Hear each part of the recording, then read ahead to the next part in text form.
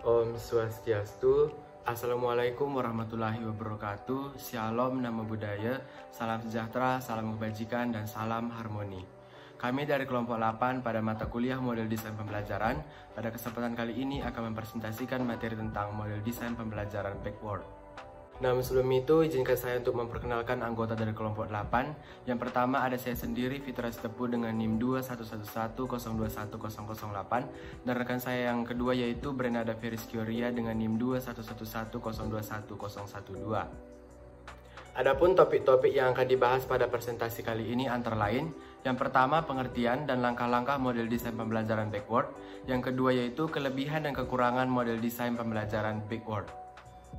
Yang pertama yaitu pengertian model desain pembelajaran backward. Backward design adalah perancangan pembelajaran dengan prosesnya berjalan mundur, dimulai dari identifikasi research atau berorientasi pada asesmen di mana hasil nyata dari apa yang dipahami oleh siswa. Jadi tujuan pembelajarannya bukan sekedar memahami konsep X atau langkah Y, melainkan hasil apa yang akan diperoleh oleh siswa jika mereka memiliki pemahaman-pemahaman tersebut. Dalam merancang pembelajaran, guru harus merancang tujuan dan bagaimana tujuan itu betul-betul dapat dicapai. Kalau siswa diminta membaca, guru harus jelas apa yang harus dibaca, bagaimana membacanya, apa yang harus dihasilkan dari kegiatan membaca tersebut, kemungkinan bantuan apa saja yang harus diberikan agar maksimal hasil membacanya, bagaimana cara membagikannya, apa yang sudah dipahami dari bacaan tersebut, dan lain sebagainya. Karena itu, mereka lebih cenderung untuk menggunakan research focus design. Langkah-langkah atau sintak model desain pembelajaran backward. Ketika kita memulai perencanaan, identifikasilah satu atau dua tujuan atau hasil pembelajaran apa yang akan diketahui oleh siswa sebagai hasil dari kegiatan pembelajaran yang akan kita rancang. Pada tahap ini ada beberapa pertanyaan mendasar yang perlu dijawab, yaitu yang pertama, apa ide-ide utama yang akan dipelajari oleh siswa? Yang kedua, apa gunanya dan manfaat jika siswa memiliki pemahaman atau keterampilan itu? Yang ketiga, apa hasil nyata yang akan diperoleh oleh siswa ketika mereka berpengetahuan dan terampil? Yang keempat, jika ya, pengetahuan dan keterampilan apa yang perlu Anda miliki?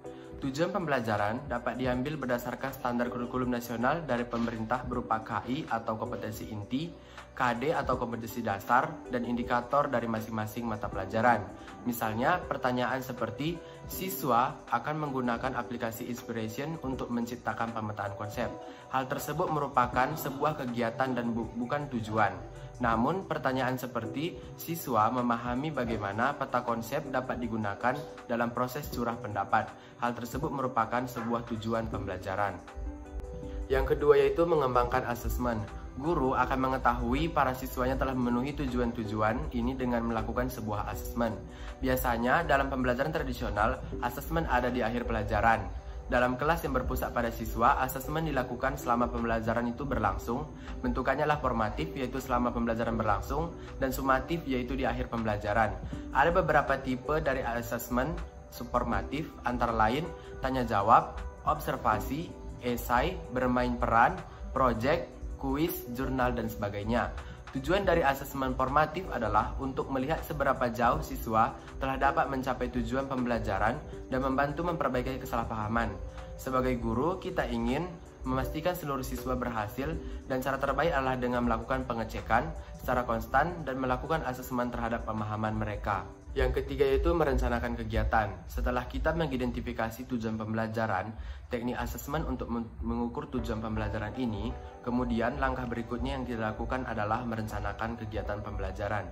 Pada tahap ini ada beberapa pertanyaan mendasar yang perlu dijawab, yaitu yang pertama, apa sebenarnya yang akan diajarkan oleh guru? Yang kedua, sebanyak apa ia harus memberikan kuliah atau presentasi satu arah? Yang ketiga itu, seberapa banyak harus ditemukan oleh sendiri siswa? Yang keempat yaitu kegiatan-kegiatan apakah yang akan membantu siswa mencapai tujuan pembelajaran dengan cara yang terbaik. Yang selanjutnya yaitu materi dan sumber belajar apakah yang akan dibutuhkan oleh siswa, berapa banyak waktu yang dibutuhkan, dan bagaimana para siswa akan dikelompokkan. Yang terpenting dalam hal ini adalah sembari guru merencanakan kegiatannya, menentukan strategi pengelompokan, dan merancang bahan ajar, ia selalu perlu untuk mengecek kembali tujuan pembelajaran selama ia melakukan perencanaan tersebut.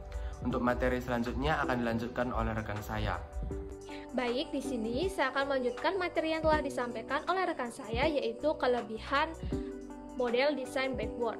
Yang pertama yaitu pendekatan ini cukup praktis. Secara tidak langsung, ini dapat mengeliminasi tujuan dan sasaran pembelajaran yang kurang relevan.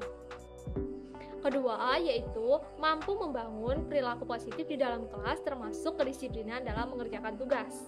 Ketiga, bisa mengantarkan peserta didik kepada performance yang diharapkan bukan hanya sekedar memperbaiki kompetensi saja. Dan yang keempat adalah mampu menghasilkan perangkat pembelajaran yang mampu meningkatkan communication literacy siswa. Materi yang selanjutnya yaitu kekurangan model desain Blackboard. Yang pertama yaitu efektivitas guru diukur pada keberhasilan siswa berdasarkan penilaian yang dirumuskan daripada kemampuannya untuk menghubungkan pengetahuan dan keterampilan dengan kebutuhan dan minat siswa.